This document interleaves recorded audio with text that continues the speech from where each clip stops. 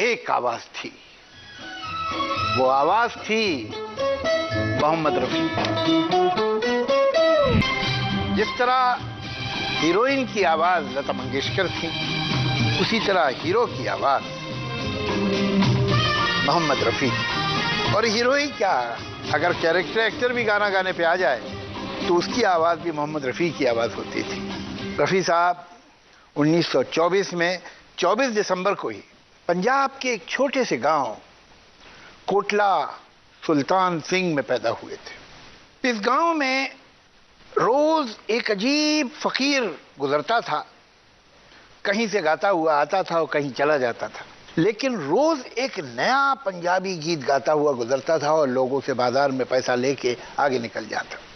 इस गांव में एक बच्चा भी था, वो भी बड़ा अजीब था, 8-9 बरस का। वो रोज इस फकीर के पीछे पीछे पीछे पीछे जाता था, उसका गीत सुनता हुआ, और जब वो गांव की हद से बाहर निकल जाता था फकीर, तो बच्चा वापस बाजार में आता था और अपने बाप की दुकान के सामने बैठ के वही गीत बिल्कुल उसी धुन में सुना देता था। और अब ये एक तरीका हो गया था, इसलिए बाजार के लोग भी जमा हो जाते थे, देखो वापस आ रहा है, अब सुनाएगा। कहते हैं कि पूत के पाँव पालने ही में दिखाई देते हैं, यानी बच्चे का टैलेंट अगर है एक्सेप्शनल तो बहुत बचपन में ही दिखाई दे जाता है। रफ़ी साहब का टैलेंट सिंगिंग का सबसे पहले कोटला सुल्तान सिंह के लोगों को पता चल गया। जब ये 11 बरस के थे तो इनके फादर और फैमिली उस छोटे से गांव से शिफ्ट होके एक बहुत बड़े शहर लाहौर में चले गए। लाहौर भी तब हिंदुस्तान ही था। वहाँ पर एक इनके बड़े भाई थे दीन मोहम्मद साहब, उनके एक दोस्त थे जिनका नाम था हमीद। उन्होंने इस लड़के को सुना और ये रियलाइज किया कि ये तो मेजर टैलेंट है।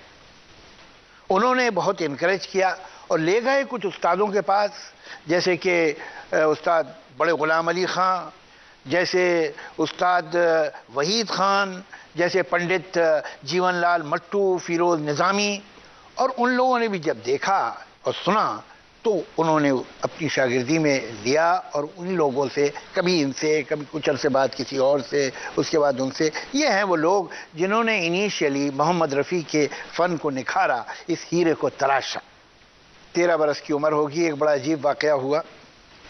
ये वही अपने बड़े भाई के दोस्त हमीद साहब के साथ, जो कि अब उनके बड़े भाई की तरह हो गए थे, एक वहाँ जलसा हुआ था जिसमें अपने ज़माने के मशहूर अदाकार, बहुत बड़े सिंगर के.एल. सहगल साहब आ रहे, और वहाँ के.एल. सहगल साहब गाना सुनाने वाले थे। बड़ी भीड़ जमा थी। ये भी हमीद साहब के साथ वहाँ पहुँचे, 13 बरस की उम्र के। अब किस्मत का करना देखिए क्या हुआ कि वहाँ बिजली चली गई। अब वो तो सहगल साहब तो माइक पे ही गाने वाले थे, तो सहगल साहब जहाँ होटल में ठहरे होंगे या किसी के घर में ठहरे होंगे, उन्हें वही रोक दिया गया कि साहब जब बिजली आ जाएगी, जब माइक और लाउड स्पीकर काम करने लगेंगे, आप तब चलिएगा। यहाँ मजमा बैठा हुआ बड़ा बेचैन और वो अनईजी हो रहा है कि भैया कब शुरू होगा फंक्शन।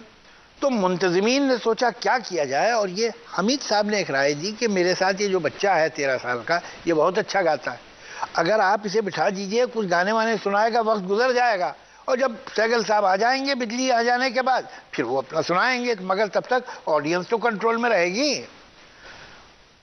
ऑर्गेनाइजर्स के पास चारा ही क्या, तो उन्होंने चलो भाई चांस ले लेते हैं। और इस बच्चे को स्टेज पे बुलाया गया जहां माइक भी नहीं था, और उससे कहा गया सुनाओ कुछ गाने। और ये बच्चा गाने लगा और लोग सुनते रहे ता वक्त कि बिजली आ गई। जब बिजली आ गई तो सहगल साहब भी आ गए, उन्हें वापस मजमे में बिठा दिया गया। सहगल साहब को जो लोग सुनने आए थे, उस ऑडियंस में एक श्याम सुंदर साहब भी थे, जो अपने वक्त के बहुत बड़े म्यूजिक डायरेक्टर थे। उन्होंने भी इस लड़के की आवाज़ सुनी और फंक्शन के बाद इसको अपने पास बुलाया और पूछा कि तुम्हारा नाम क्या है, क्या करते हो। उसके बाद रफ़ी साहब श्याम सुंदर साहब के टच में रहे, म्यूज़िक तो सीख ही रहे थे, ऑल इंडिया रेडियो पे गाने भी लगे। और फिर जब वो तकरीबन 20 बरस के थे तो उन्हें इसी श्याम सुंदर साहब ने ही पहला ब्रेक दिया। गुल बिलोच नाम की एक पिक्चर थी पंजाबी की, सोनिए हीरिए कुछ ऐसा गाना था, जो पहली बार 20 बरस की उम्र में मोहम्मद रफ़ी ने श्याम सुंदर की म्यूज़िक में गाया। उसके बाद उन्हें कुछ फिल्मों में काम वाम मिलना शुरू हो गया, मतलब कभी यहाँ गा दिया कभी वहाँ गा दिया, लेकिन चल रही थी गाड़ी। 1944 में हमीद साहब जो उनके बड़े भाई की तरह थे, उनके मेंटोर भी थे, उनके सरपरस्त भी हो गए थे, गाइड भी हो गए थे, उन्होंने कहा कि देखो ज़रूरी यह है कि अब तुम बम्बई फिल्म इंडस्ट्री में अपनी किस्मत आजमाओ। और 1944 में ये यंग लड़का अपने टैलेंट और बड़े भाई की तरह अपने बड़े भाई के दोस्त हमीद साहब के साथ बम्बई आया। यहाँ बम्बई में एक बड़ी गुंजान आबादी है और वहाँ एक मोहल्ला है जिसका नाम है भिंडी बाजार। वहाँ एक 10 बाई 10 की छोटी सी खोली मिल गई, उसमें ये रहने लगे और जाके लोगों से मिलना शुरू किया। उस ज़माने के मशहूर प्रोड्यूसर महबूब खान से भी मिले, कारदार बहुत बड़े प्रोड्यूसर थे उनसे मिले, लेकिन यहाँ भी पहली बार उनके काम श्याम सुंदर साहब ही आए, इसलिए कि श्याम सुंदर साहब भी लाहौर से बॉम्बे आ चुके थे और एक फिल्म गांव की गोरी में उन्होंने रफ़ी साहब से बम्बई का पहला गाना गवाया। उसी साल वैसे उन्हें नौशाद साहब के साथ एक पिक्चर थी पहले आप, जो AR कारदार प्रोड्यूस कर रहे थे, उसमें भी गाना गाने को मिल गया। हम हिंदुस्तान के हैं, कुछ इस तरह का गाना था। GM दुर्रानी जो अपने ज़माने के मशहूर सिंगर थे और रफ़ी साहब से पहले बड़े लीडिंग मेल सिंगर थे, वो उनके साथ डुएट। हिंदुस्तान के हम हैं, हिंदुस्तान हमारा, हिंदू मुस्लिम दोनों की आंखों का तारा। यहाँ रफ़ी साहब को फिर फिल्मों में गाने मिलना शुरू हो गए, लेकिन जिस गाने ने उन्हें स्टार सिंगर बनाया वो थी 1947 की।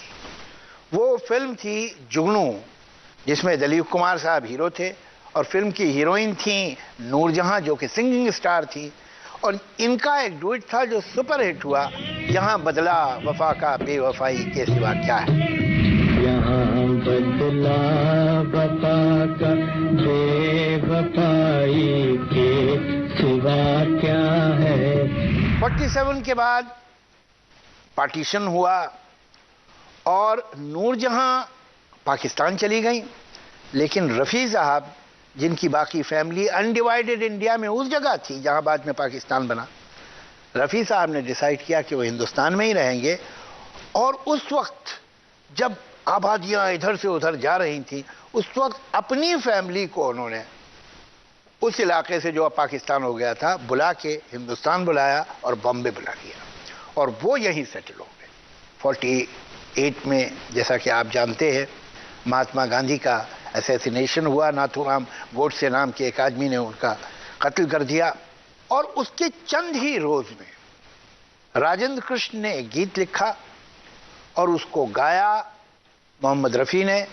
सुनो सुनो ए दुनिया वालों बापू की ये अमर कहानी। ये गीत दिल्ली में जो जलसा हुआ उसमें भी नेहरू जी ने सुना। फिर नेहरू जी ने एक फंक्शन अपने घर पे किया और रफ़ी साहब को बुलाया और वहाँ उन्होंने ये गाना दोबारा लोगों को सुनाया। सुनो सुनो ऐ दुनिया वालों बापू की ये अमर कहानी, वो बापू जो पूज है इतना जितना गंगा माँ का पानी। पहली जो एनिवर्सरी हुई आज़ादी के जश्न की 48 में, वहाँ एक फंक्शन हुआ और जवाहरलाल नेहरू के हाथ से इस गीत के लिए मोहम्मद रफ़ी को एक मेडल दिया गया जिसे उन्होंने ज़िंदगी भर बहुत संभाल के रखा।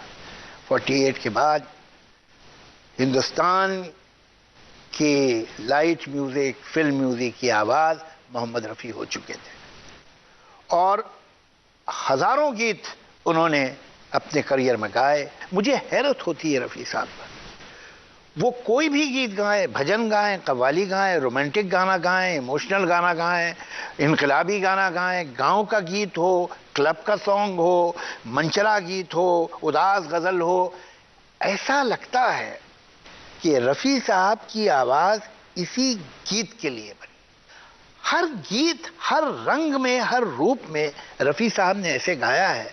वो किस तरह से म्यूज़िक डायरेक्टर के रंग में ढल जाते थे, किस तरह से एक्टर के रंग में ढल जाते थे। अगर मैं कहूं कि रफ़ी साहब ने प्लेबैक सिंगिंग को प्लेबैक सिंगिंग बनाया तो गलत नहीं होगा। अगर मैं कहूं कि रफ़ी साहब ने सिंगिंग और एक्टिंग का डिस्टेंस ख़त्म कर दिया तो गलत नहीं होगा।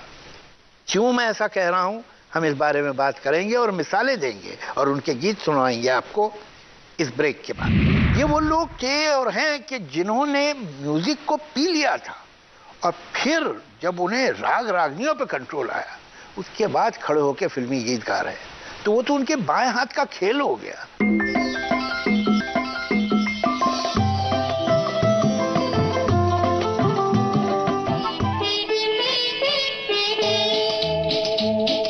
क्लासिक लीजेंड्स में एक बार फिर आपको स्वागत। अगर मैं ये कहूं तो गलत नहीं होगा कि रफ़ी साहब अपनी तरह के पहले सिंगर थे सारी दुनिया में। आप कहेंगे मैं ऐसा क्यों कह रहा हूं, सुनिए। बात क्या है कि जब फिल्में बनना शुरू हुई और उनमें पहले तो साइलेंट होती थी और फिर आवाज आई।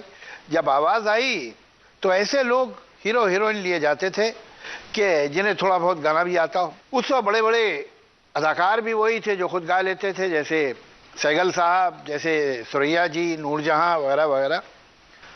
फिर प्लेबैक सिंगिंग की ट्रेडिशन आई। रफ़ी साहब पहले इंसान थे जिन्होंने इस बात को समझा कि महफिल में गाना या सिर्फ रिकॉर्ड के लिए गाना या स्टेज पे गाना एक दूसरा काम है, इसलिए कि वहां सिंगर और सुनने वाले का बराह रास्त रिश्ता है, डायरेक्ट रिलेशन है कि भाई ये फला सिंगर गा रहा है। लेकिन प्लेबैक सिंगिंग का खेल अलग है।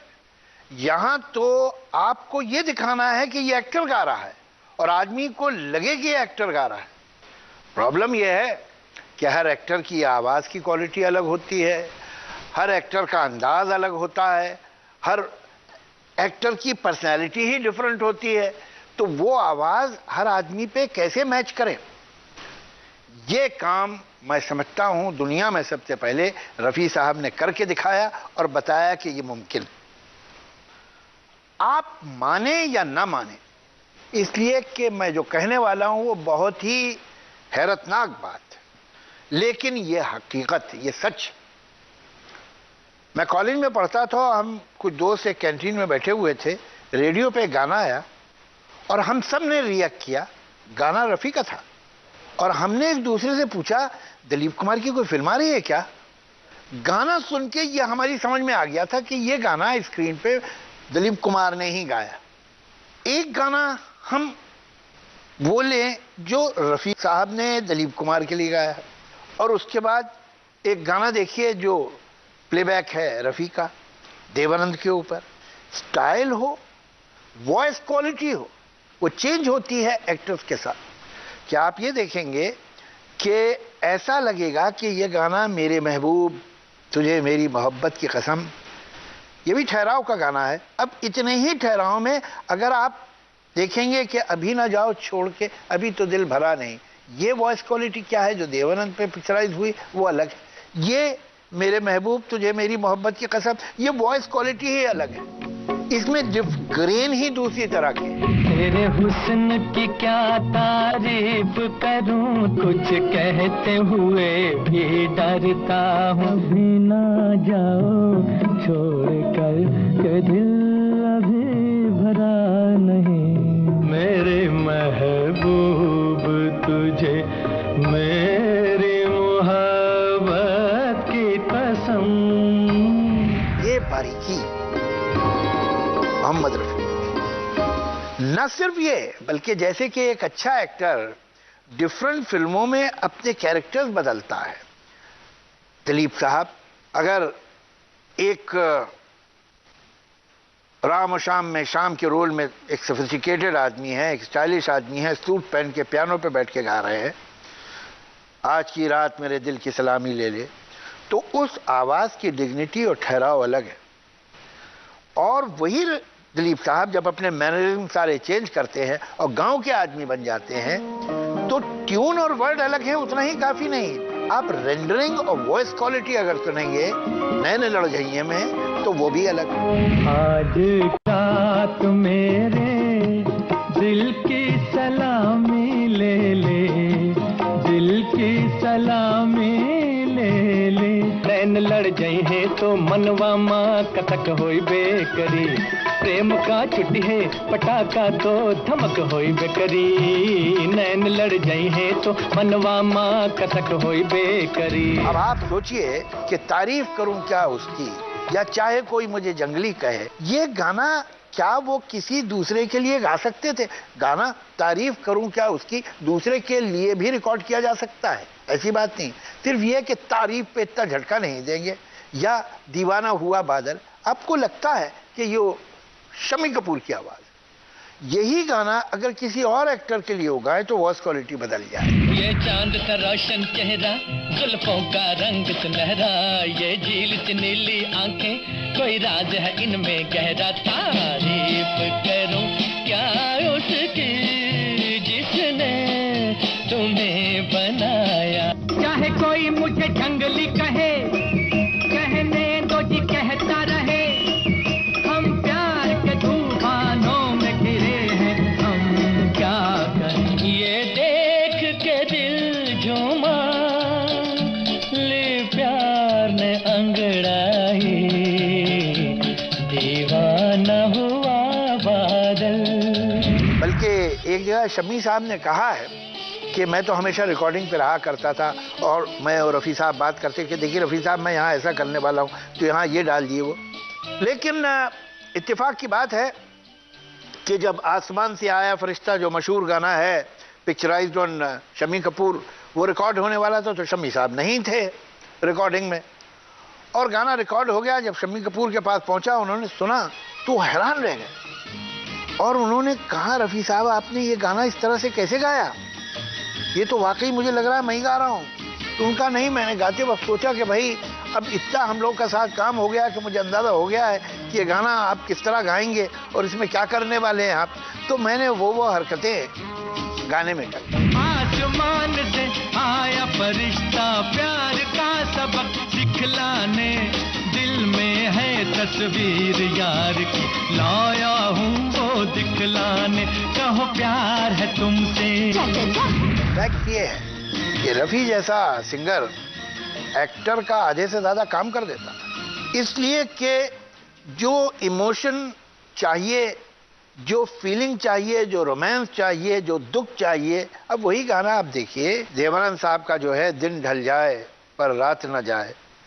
अब एक तो डीप उसमें सौरो आपको मिलता है, लोनलीनेस की फीलिंग होती है, दुख गम घुला हुआ है आवाज में, लेकिन वो आवाज देवानंद की ही लगती है।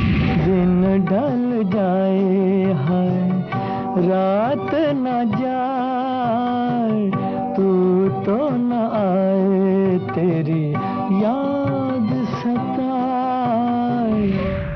रफ़ी साहब ने कई गाने ऐसे गाए हैं कि जहां लफ्ज को अपनी आवाज से मीनिंग देती है। मिसाल के तौर पर वही फिल्म ऊंचे लोग का जाग दिले दीवाना, रुताई वसले यार की। अब ये एक गाना पिक्चराइज किया गया था, अर्ली मॉर्निंग है, कुछ फॉग सा है पहाड़ी पे जिसमें हीरो ये गाना गा रहा है, और सुबह की जो फीलिंग है वो जाग दिले दीवाना, वो जो विजुअल की और सिचुएशन की नरमी है वो इस आवाज में, जिस तरह सुबह हो रही है वो उस आवाज में सुबह हो रही है। जाग दिले दीवाना रोते जागी वसले यार की, जाग दिले दीवाना। एक और गाना हीर रांझा का वो डुएट है, वो गाना विस्पर में गाया गया है। मेरी दुनिया में तुम आए क्या क्या अपने साथ दिए।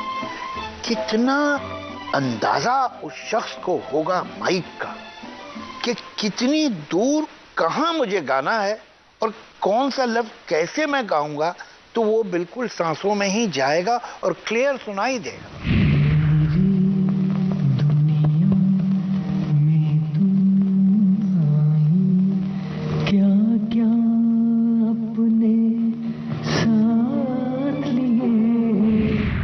एक किस्सा मैं आपको जरूर सुनाना चाहूंगा कि जो मेरा पर्सनल एक्सपीरियंस है।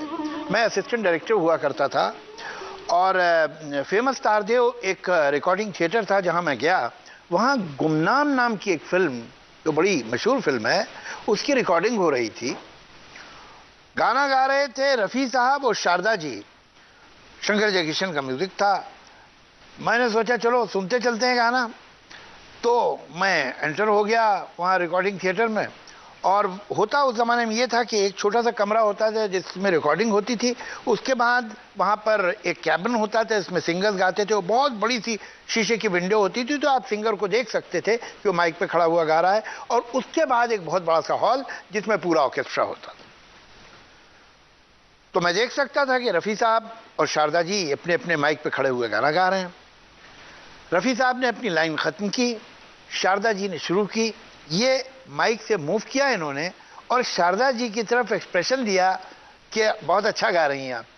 कोने में आए, वहाँ एक टेबल पे एक पानी का ग्लास रखा था, थोड़ा सा पानी पिया, होंठ बड़े एहतियात से साफ किए।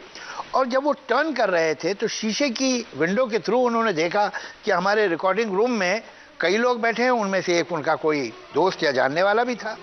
उन्होंने इशारा किया, उसने वापस सलाम किया, मुस्कुराए, उसने कुछ तारीफ का एक्सप्रेशन दिया। इन्होंने ऊपर देखा, सब उसकी वजह से है, मैं क्या हूँ, ऐसा एक्सप्रेशन। टर्न करके वापस आए और आके माइक पे गाना शुरू। ये ईज, ये कंट्रोल आप देखिए कि क्या है, ये हर एक में नहीं आ सकती। ओ मेरे दिल, मेरे हमदम, बाहों में आ जाओ।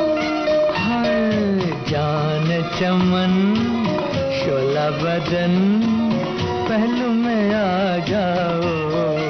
ये कंट्रोल टेक्निक पे, ये कंट्रोल आवाज पे, सुर पे, कैसे कैसे गाने। मतलब वो आदमी जिसने लाल लाल गाल भी गाया है, मन तड़पत हरि दर्शन को आज, मधुबन में राधिका नाचे, मधुबन में राधिका नाचे, फिर ऐसा ही लगता है कि दिलीप कुमार ही गा रहे हैं। मधुबन में राधिका नाचे, रे गिरधर की मुरलिया बाजे रे।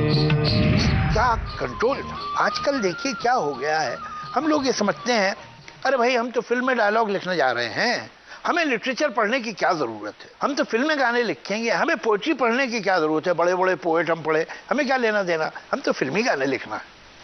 उसी तरह से आजकल मैं देखता हूँ ये जो इतने प्रोग्राम आजकल होते हैं, कंपटीशन में आते हैं यंग सिंगर, बहुत टैलेंटेड लोग हैं, मगर आजकल लोग ज़रा जल्दी में रहते हैं कामयाबी की। तो वो जो उनकी ट्रेनिंग होनी चाहिए वो नहीं। अब आप बिना उस ट्रेनिंग के मोहम्मद रफ़ी और लता मंगेशकर नहीं बन सकते। ये वो लोग थे और हैं कि जिन्होंने म्यूजिक को पी लिया था और फिर जब उन्हें राग रागनियों पे कंट्रोल आया, उसके बाद खड़े होकर फिल्मी गीत गा रहे, तो वो तो उनके बाएं हाथ का खेल हो गया, किसी भी तरह और कैसे भी गा सकते थे। न सिर्फ ये कि वो एक्टर के लिए अलग हो जाते थे और उनके पास ये फैसिलिटी थी कि अच्छा मैं इस एक्टर के लिए गा रहा हूँ तो ऐसे गा देता हूँ। वो अलग अलग म्यूजिक डायरेक्टर के लिए भी आप देखेंगे कि रंग बदलता था उनका। एक तरफ वो एक्टर का भी ख्याल कर रहे हैं, दूसरी तरफ म्यूजिक डायरेक्टर का जो मिजाज है, उसकी धुन का जो मिजाज है, उसे वो कैसे समझते थे, ये हम बात करेंगे इस ब्रेक में।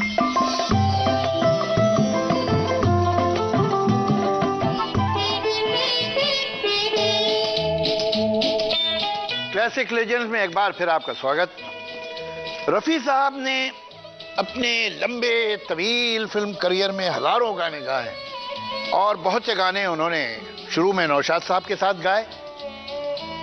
दुलारी एक फिल्म बनी थी 1959 में, जिसका एक गाना वाकई अमर गीत है, सुहानी रात ढल चुकी ना जाने तुम कब आओगे।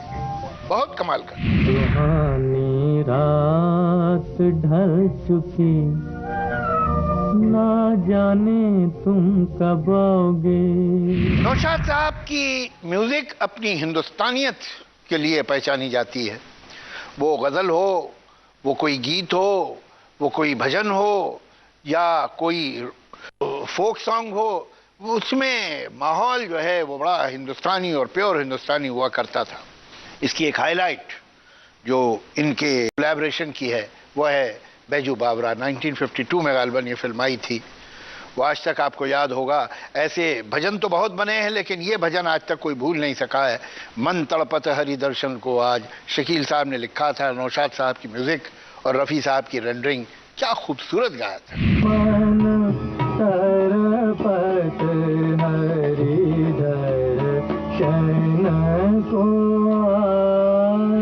इस फिल्म में एक और भी गीत था, वो दुनिया के रखवाले सुन दर्द भरे मेरे नाले, और उसमें क्लाइमेक्स गीत का था रखवाले रखवाले रखवाले की गर्दान थी, और वो पिच ऊपर होती चली जाती है और वहां तक पहुंचती है जहां तक प्लेबैक सिंगर में सिर्फ रफी साहब पहुंच सकते थे।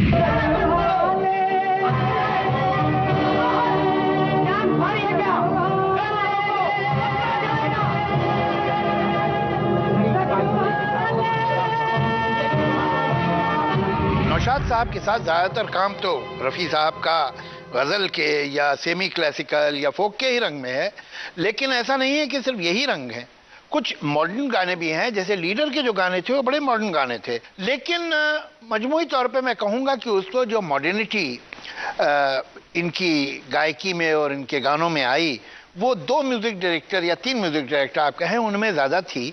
शंकर जयकिशन जो अपना एक रंग लेके आए थे, उन्होंने पूरा ऑर्केस्ट्राइजेशन का और कॉम्पोजिशन का स्टाइल ही चेंज किया था। दूसरी तरफ ओपी नैयर साहब जो ऑर्केस्ट्रा पे कम भरोसा करते थे और रिदम पे और अपनी ट्यून पे ज़्यादा भरोसा रखते थे, उनका ऑर्केस्ट्रा आमतौर से 12-13 लोगों का होता था। और तीसरे एस.डी. बर्मन साहब जिनका अपना ही एक रंग था, और उसमें भी जब रफ़ी साहब ने गाया तो उनका रंग आपको बिल्कुल अलग दिखाई देता है। शंकर जयकिशन का जहाँ तक ताल्लुक़ है, उनके साथ जो भी गाने उन्होंने गाए उसमें आपको दिखाई देता है कि एक मॉडर्न सेंसिबिलिटी। अब चाहे कोई मुझे जंगली कहे, आप देखिए वो अपने वक्त में जब गाना है, आज से कोई मेरे ख्याल से 40 साल से भी ज़्यादा हो गए उस गाने को आए, लेकिन वो उसका टेम्पो देखिए, उसकी एनर्जी देखिए तो आज की लगती है। चाहे कोई मुझे जंगली कहे, कहने दो जी कहता रहे, हम प्यार के तूफानों में घिरे हैं, हम क्या करें। चाहे कोई मुझे जंगली कहे। रफ़ी साहब ने जब शम्मी कपूर और शंकर जयकिशन के लिए जो रोमांटिक गाने गाए हैं, जो सॉफ्ट भी हैं, तो उसमें भी एक देखिए दूसरा ही अंदाज है जो कि कुछ शंकर जयकिशन का है और कुछ शम्मी कपूर का है, और यही कमाल है रफ़ी का। मुझे एक गाना जो उन्होंने गाया वो बड़े सॉफ्ट नोट पे है, शंकर जयकिशन का कॉम्पोजिशन है, हसरत के वर्ड्स हैं और पिक्चराइज हुआ था शम्मी कपूर साहब पे, इस रंग बदलती दुनिया में। उसमें क्या गायकी है, किस अंदाज से उस गाने को गाया है मोहम्मद रफ़ी ने, वो सुनने के काबिल है। रंग बदलती दुनिया में इंसान की नीयत ठीक नहीं, निकला न करो तुम सज धज कर। ये आवाज़ कितनी मोहब्बत में डूबी हुई रोमांटिक आवाज़ है, और यही आवाज़ एक जगह इस्तेमाल की है शंकर जयकिशन ने महमूद के लिए। तो आप देखिए वो किस तरह से उन्होंने गाया है, हम काले हैं तो क्या हुआ दिल वाले, हम काले हैं तो क्या हुआ दिल वाले हैं, हम तेरे तेरे तेरे चाहने वाले हैं, हम काले हैं तो क्या हुआ दिल वाले हैं। शुरू में जो गाना बहुत बड़ा हिट हुआ था इनका शंकर जयकिशन और रफ़ी साहब के कॉम्बिनेशन का, वो था चश्मे बद्दूर। चश्मे बद्दूर राजेंद्र कुमार साहब पे पिक्चराइज हुआ था, और उसमें फिर वही जो मैंने आपसे पहले कहा कि जो आवाज़ है आप देखिए उन्होंने किस तरह से मैच कर दी है चश्मे बद्दूर में। हालांकि चश्मे बद्दूर एक शौक गाना है। तेरी प्यारी प्यारी सूरत को किसी की नजर ना लगे, चश्मे बद्दूर। जिसके मुकाबले में दूसरा गाना जो बहुत उदास था, वहां भी आप वॉइस क्वालिटी आप देखेंगे चेंज की हुई है। बहुत अच्छी कॉम्पोजिशन है शंकर जयकिशन की, दिल एक मंदिर में, याद न जाए बीते दिनों की। याद न जाए बीते दिनों की, जाके न आए जो दिन, दिल क्यों बुलाए उन्हें। ऐसे न जाने कितने गाने शंकर जयकिशन के साथ उनके हैं, अगर मैं बात करता रहूं तो खत्म ही नहीं होगी। लेकिन मैं चाहूंगा कि थोड़ा सा जिक्र ओपी नैयर साहब का भी हो। ओपी नैयर साहब एक बड़े अलग तरह के आदमी थे। नैयर साहब बहुत कामयाब म्यूजिक डायरेक्टर थे, अपने वक्तों में सुर के जादूगर ओपी नैयर कहलाते थे। एक जमाना था कि फिल्म के पोस्टर पे हीरो हीरोइन की तस्वीर होती थी, वो ओपी नैयर। और उस ओपी नैयर ने कहा है कि मैं यकीन से कह सकता हूं कि अगर मोहम्मद रफ़ी ना होता तो ओपी नैयर भी ना होता। यानी वो अपनी म्यूज़िक की कामयाबी और अपनी धुनों की कामयाबी का इतना ज़्यादा सेहरा बांधते थे मोहम्मद रफ़ी के सर, और ये बहुत बड़ी बात है, इसलिए कि नैयर जैसे आदमी किसी की झूठी तारीफ कर ही नहीं सकते। नैयर साहब की और इनकी रिलेशनशिप बहुत दिनों तक चली, और जैसे फिर वही दिल लाया हूँ में जो गाने थे, ये नैयर साहब का बड़ा फेवरेट बीट था, ये घोड़े की टाप जो होती है बीट, इस पे उन्होंने बहुत गाने बनाए हैं और बहुत से गाने रफ़ी साहब ने गाए हैं और हर बार वो गाने कामयाबी हुए हैं। अब खैर वैसे घोड़े की टाप ये तो सच बात है कि कोई ईजाद नहीं की थी नैयर साहब ने, इसलिए कि मुझे याद है रफ़ी साहब का वो गाना जो उन्होंने बरसों पहले, मेरे ख्याल से 52 में या 53 में जब आन आई थी, तो उसमें गाया था दिल में छुपा के प्यार का तूफान ले चले। लेकिन आप देखिए कि जब उन्होंने ये गाना गाया और वो गाना गाया, दोनों बीट बेसिकली एक है लेकिन उनके अंदाज में बड़ा फर्क है। दिल में छुपा के प्यार का तूफान ले चले, हम आज अपनी मौत का सामान ले चले। बंदा परवर थाम लो जिगर, बन के प्यार फिर आया हूँ खिदमत में आपकी हुजूर, फिर वही दिल लाया हूँ।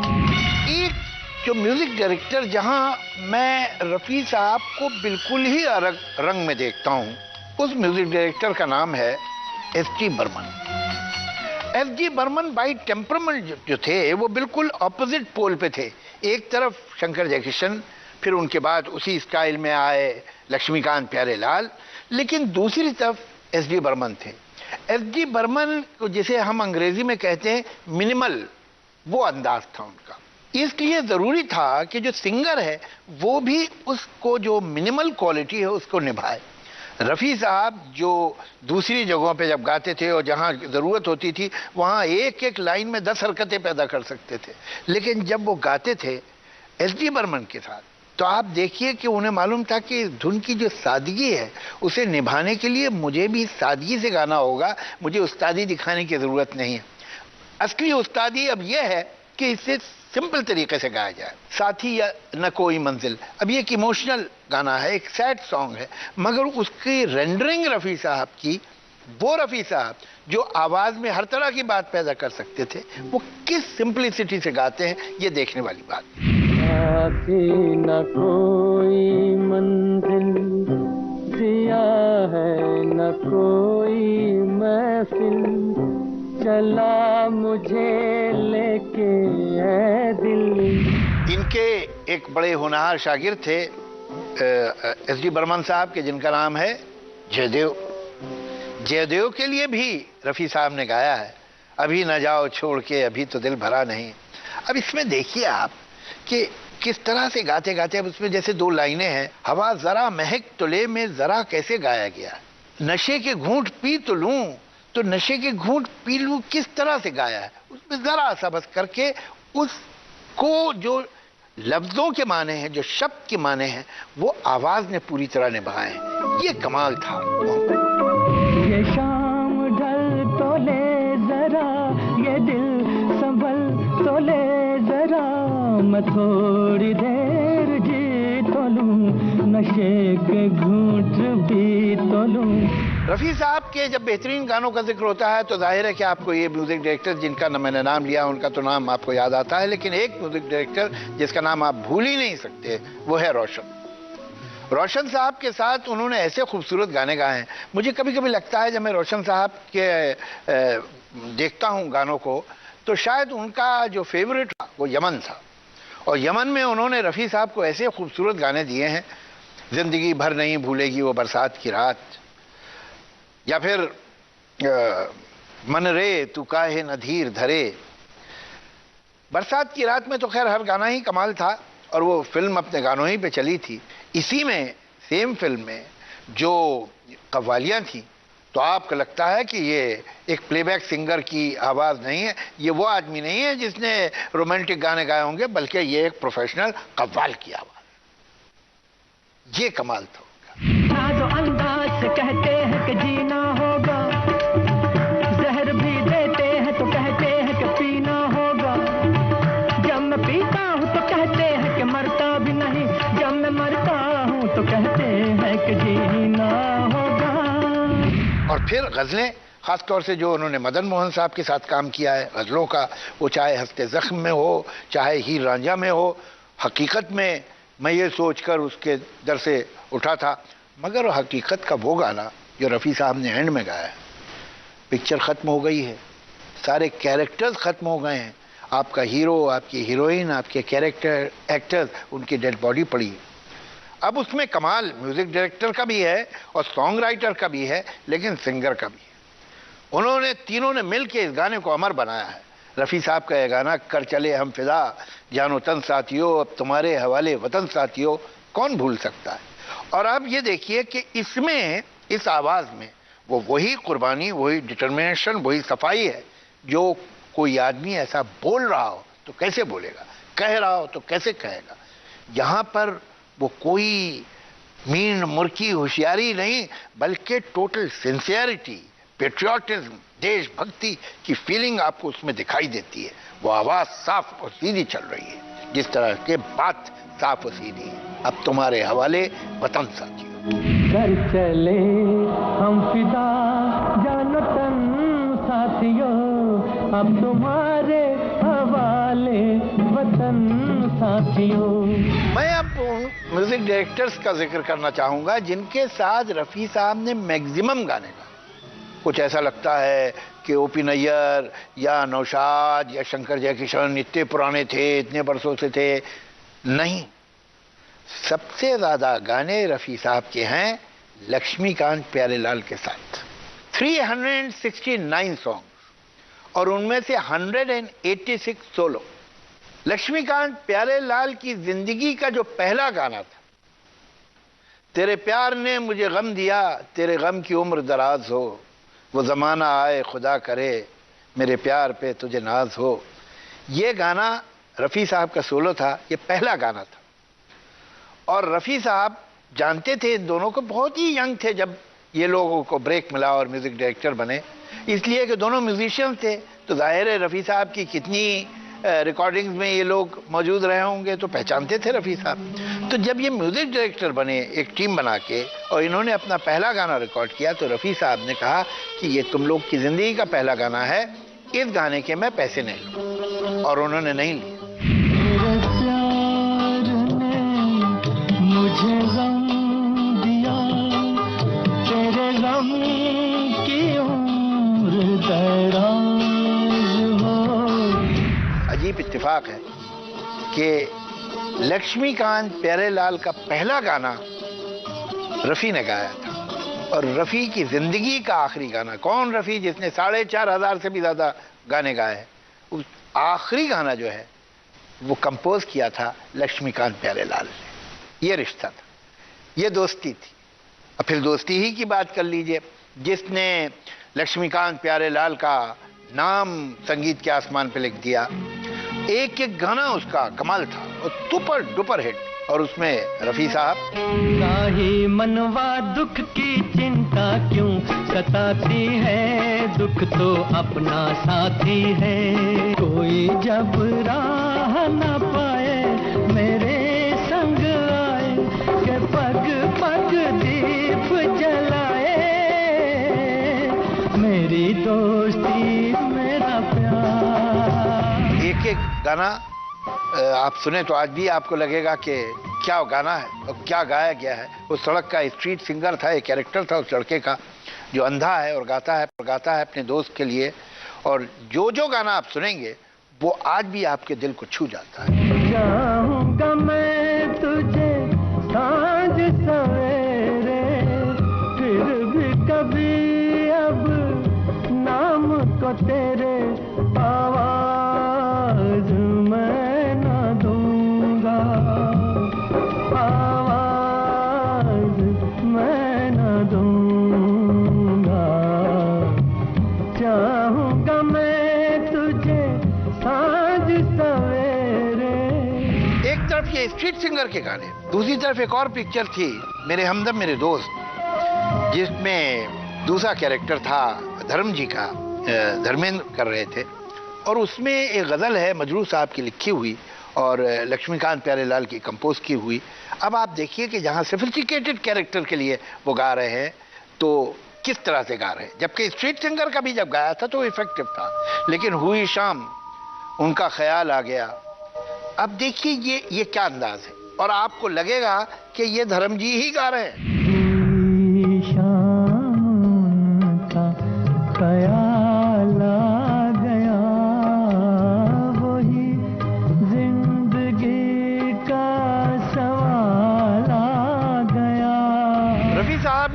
वक्तों में सभी म्यूजिक डायरेक्टर्स के लिए गाया, सारे लीडिंग मैन के लिए गाया, सारे हीरोज को इन्हीं की आवाज दी जाती थी।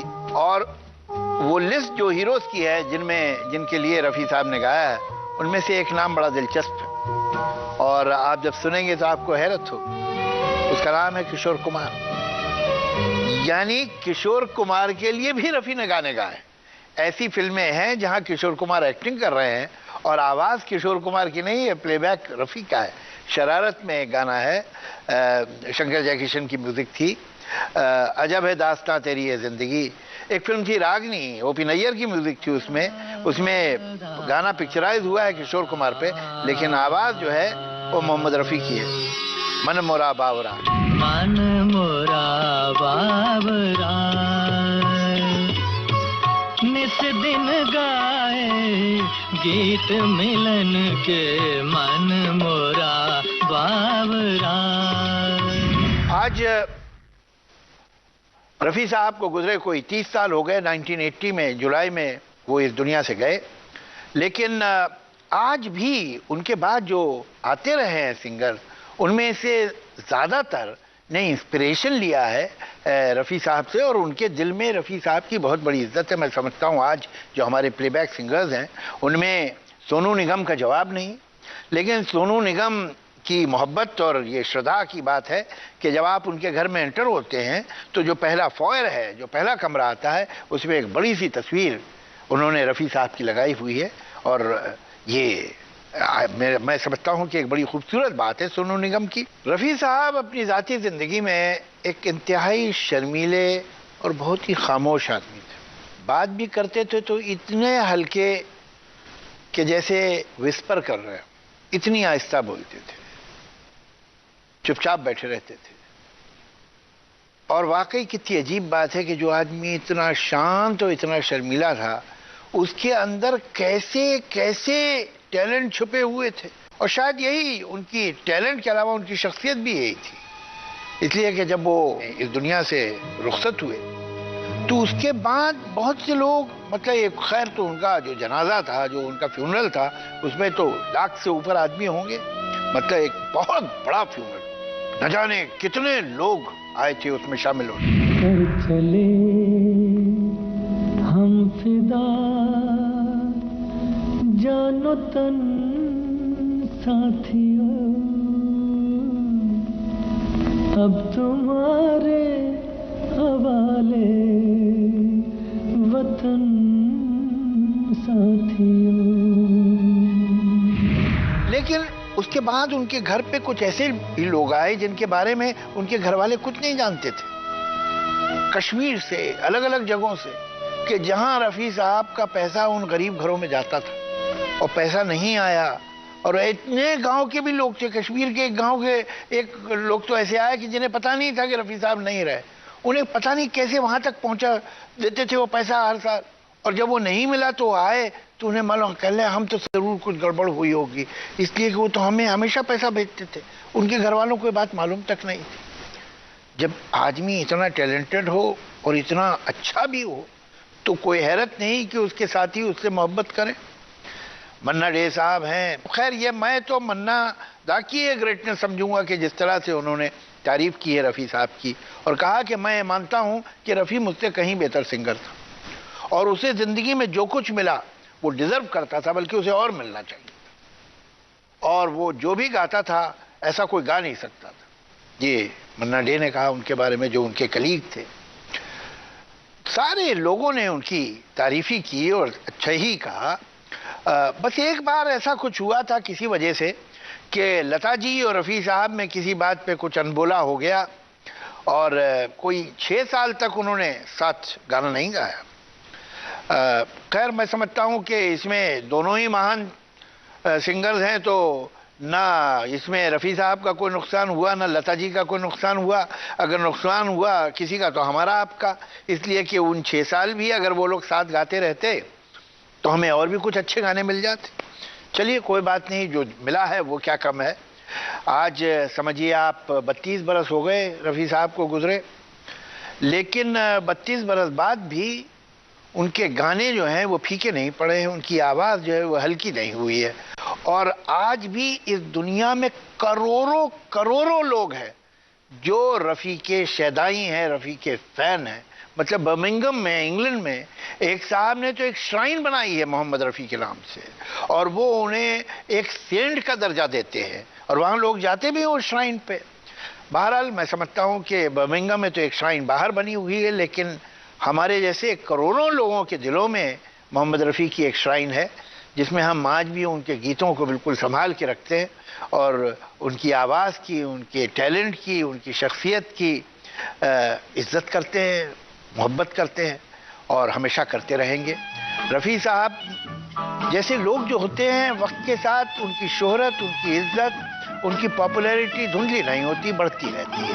और मुझे यकीन है कि आने वाली नस्लें भी उन्हें सुनेंगी और उनका शुक्रिया अदा करेंगी। तुम मुझे यूं भुला न पाओगे, हाँ तुम मुझे यूं भुला न पाओगे, जब कभी भी सुनोगे गीत मेरे, संग संग तुम भी गुनगुनाओगे, हाँ तुम मुझे यूं भुला न पाओगे, हो तुम मुझे यूं। मैं अब आपका शुक्रिया अदा करता हूँ। आज बस इतना ही। अगले रविवार फिर हम 7:30 बजे मिलेंगे, फिर किसी फनकार की बात करने। तब तक इजाज़त, शुक्रिया।